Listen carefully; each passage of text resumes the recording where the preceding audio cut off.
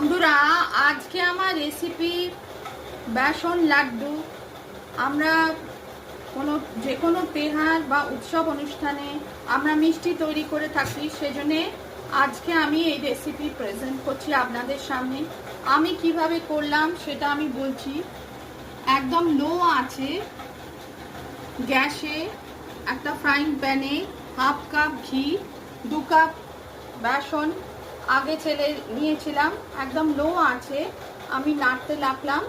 নাড়তে নাড়তে 10-15 মিনিট পর ঘি রিলিজ করতে লাগলো, আবার নাড়তে লাগলাম। এই সময় আপনারা কোনো কালার, ফুড কালার বা হলদি দিতে পারেন, একটুখানি দিয়ে আবার নাড়তে লাগলাম। নাড়তে নাড়তে একটা মন্ডে তৈরি হলো।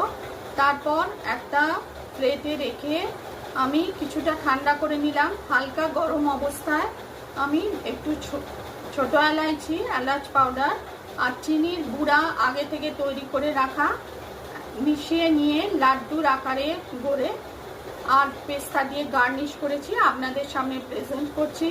রেসিপি পছন্দ হলে লাইক করবেন, চ্যানেলটিকে সাবস্ক্রাইব করার অনুরোধ রইল।